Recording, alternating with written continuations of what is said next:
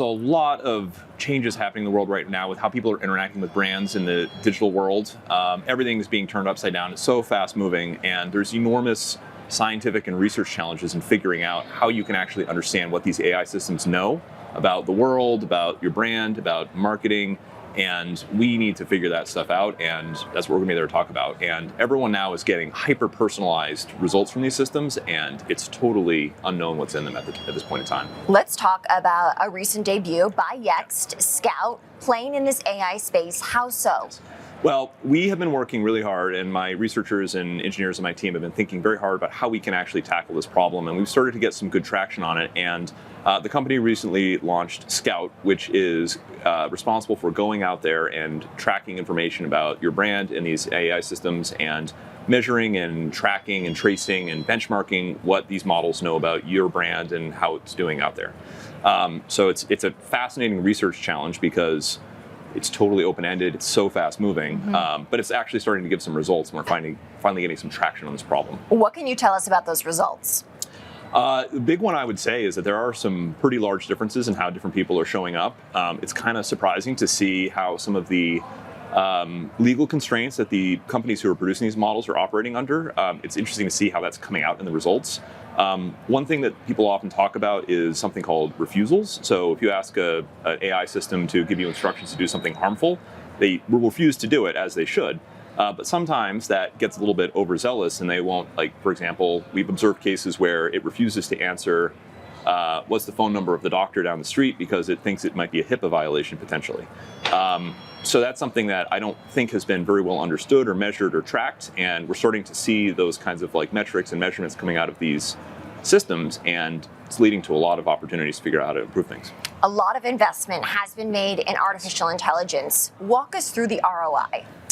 I think that's a question that a lot of people still need to figure out.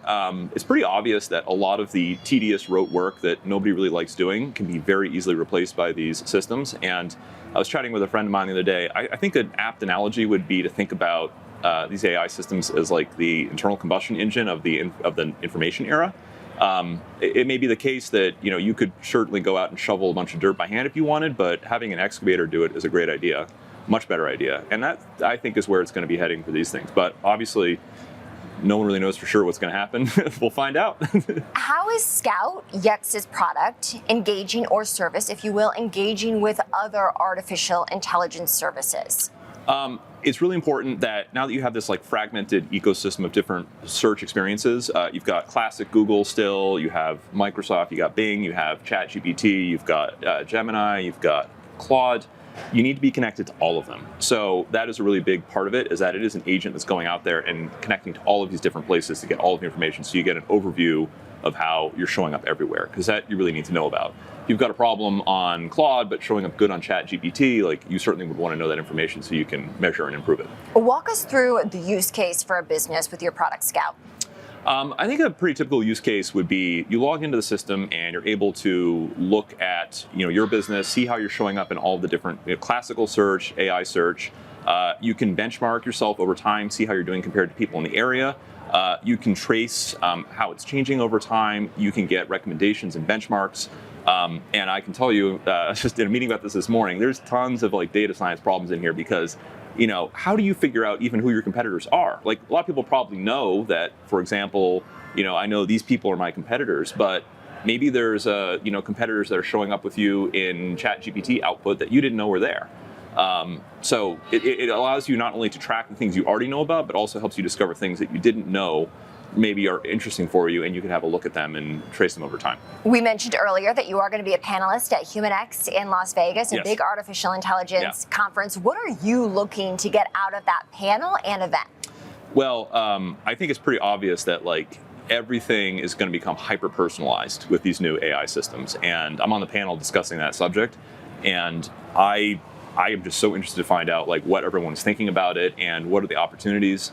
My background actually is the life sciences, and I actually am really excited to talk with some people about hyper-personalized medicine. I think could be an opportunity. Hyper-personalized marketing is pretty clear.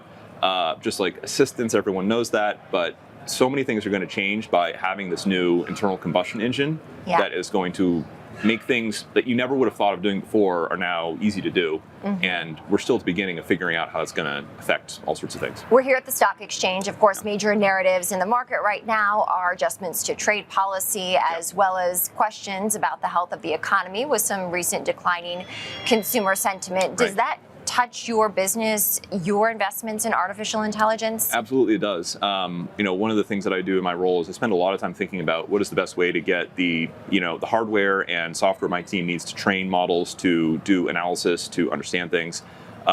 We had spent a lot of time looking in the past at sort of what goes into training one of these models, and as part of that, I went through a procurement exercise for some GPUs a while ago, and let me tell you, that was a complicated thing. We've all heard about this company called NVIDIA. So, oh yes, NVIDIA. Yeah, but things have changed quite a bit, and there's a lot of like optimization you need to do around the sort of the cost for running a research program.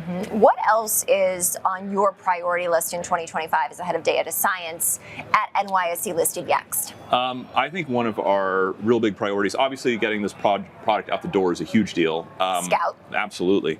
One thing that I'm really excited to look into is we recently acquired a company called Hearsay Systems about, I think it was back in August. And so, we're talking right now about generative search and AI search and classic search.